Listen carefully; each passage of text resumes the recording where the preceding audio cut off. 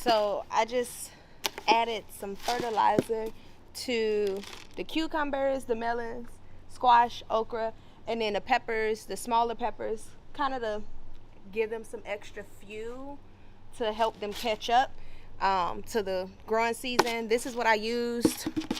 I literally had this since I was doing my balcony garden, and I'm not throwing it away, so I used it.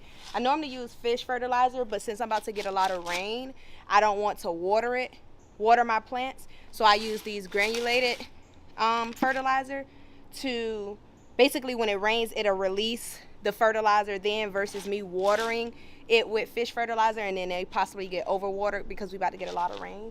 And now I'm gonna move probably my carrots and stuff and put them back here because I need more space. Like the peppers and the tomatoes, they leaning on each other. They playing lean on me, and I need them to kind of just spread out a tad bit. So I'm gonna move some of that back here and try to maneuver this, and then I'm gonna harvest some potatoes because I think some of my potatoes are ready. Yeah.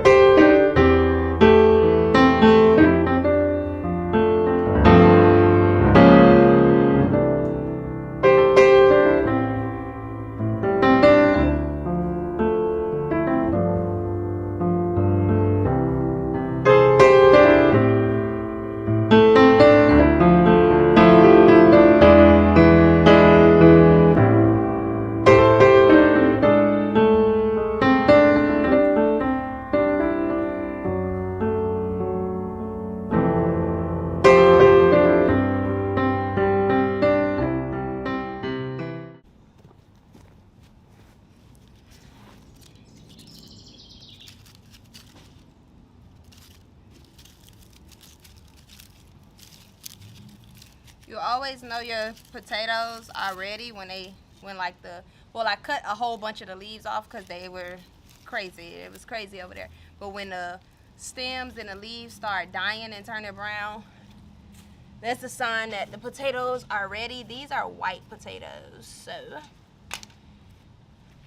I'm gonna replant the same ones. Put them in a bag, let them start to get the slips on them, and then I should probably have on 2 gloves, but whatever. Let them get the slips on them and then plant them again.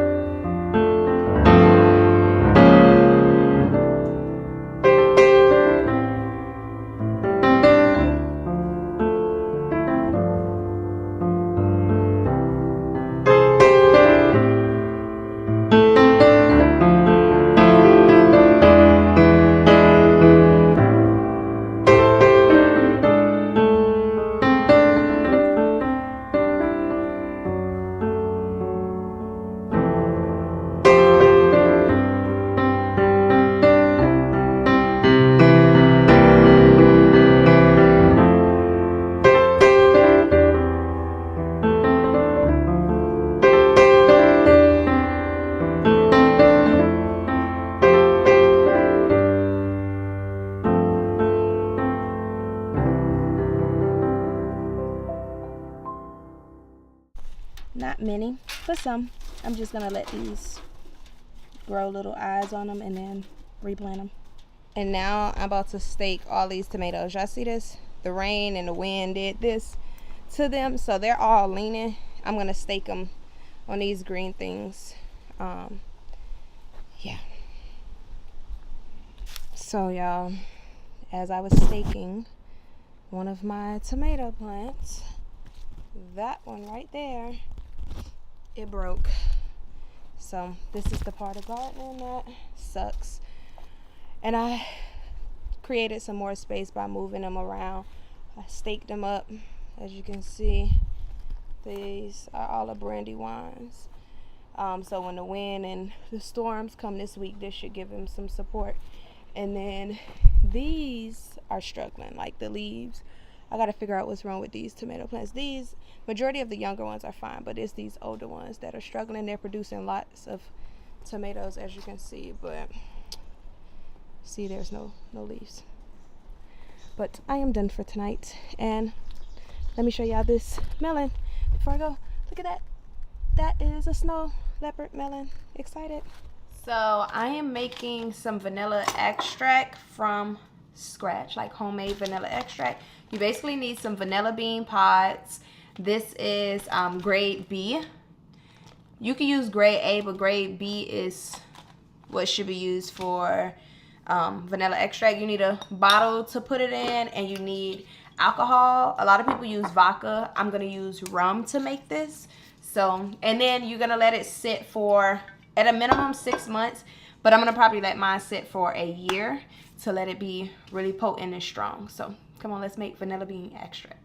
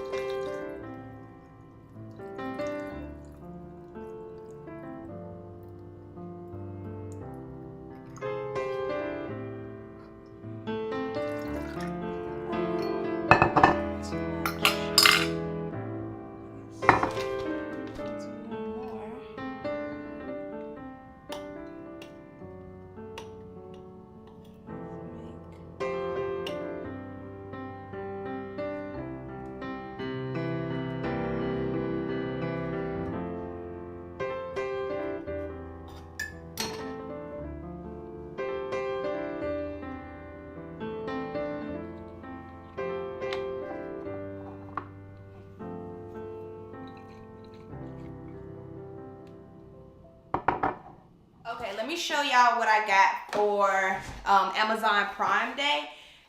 Majority of this stuff was on sale, but I bought 2 wet jars. One of them has my sourdough starter in it already. This one, I don't know what I'm gonna do with it. I bought a canning set. It comes with all of the things you need as far as accessories for canning. I bought some pickle crisp for keeping different veggies firm and crispy when you pickle them. I bought 2 sets of attachments for my KitchenAid mixer. So this one is a shredder where I can shred cheese, veggies very quickly, like in a food processor, but it just attached to the KitchenAid mixer. And this one is a meat grinder, so I can grind different meats at different thicknesses, and I can also make sausages with that. I bought this. It's not in here because it's already set up in my deep freezer, but these are thermometers, but they alert you of the different temperatures and humidity in any environment. We're using them for the deep freezer. You basically get a text message, a notification on your phone when the temperature changes, which is good because I need to know if the deep freezer stops working, because I cannot risk all of the things in my deep freezer going bad. I bought a bread maker. Let me know if y'all want to see like me making bread and using this, but I bought a bread maker. And I also bought a pressure canner. This is a 23-quart Presto pressure canner, a good beginner pressure canner. So I bought this because I have to can up things from the garden. I bought a sourdough starter kit mix. It comes with the whisk, the blade, the brush, the scraper, the cutter. It even comes with like a little recipe book and then a bowl with the cover. Basically all you need to start making sourdough bread outside of the sourdough starter. I'll be sharing my journey about sourdough baking. And then I bought some books, of course, because it wouldn't be me if I didn't buy books. They're preserving and canning books. This one is the USDA book, and this one is Homesteading Canner book.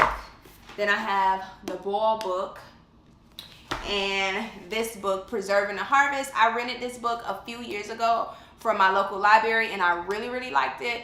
And I knew that I was going to purchase it one day, and that one day was on Prime Day. But yeah, this is what I got from Amazon Prime Day. Yeah, I think that's all. I think I have 2 more books coming, but everything else has already been delivered. I'm trying to make sure there's nothing else. But yeah, that's all. If y'all want to see me use this stuff, y'all let me know. If y'all have any questions, drop them below. So here I'm gonna unbox my pressure canner, and in the next thing you'll see me unbox the bread maker. You're gonna see me struggle a bit with the pressure canner, and of course, for me, I know when it comes to new items, I try to put them together without reading the manual. You're going to see me regret that and then start reading the manual. And then you're going to see me say, forget it, which I did. And once TJ came home, she helped me put the top on the pressure canner, and everything was cool. And I haven't used it yet. However, I'm in love already. So I love my pressure canner. I love my bread maker. I am going to use my bread maker and pressure canner soon, and I am hoping that I will record a video. I'm hoping. I'm going to record a video and show y'all like the first time I use my pressure canner and the first time I use my bread maker. So if y'all have any tips, suggestions with those two, feel free to leave them below. And if y'all have any recipes for the bread maker that you think I should make, let me know and I will make it and include it in the videos.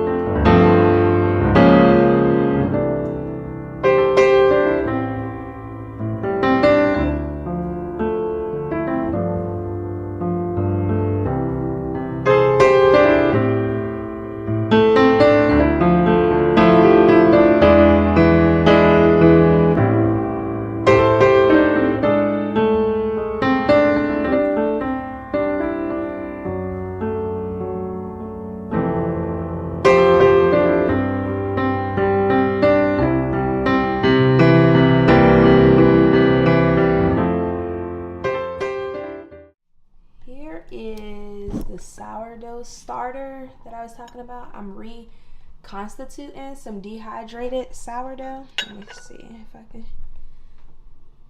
Yeah, and I'll show y'all the process of it.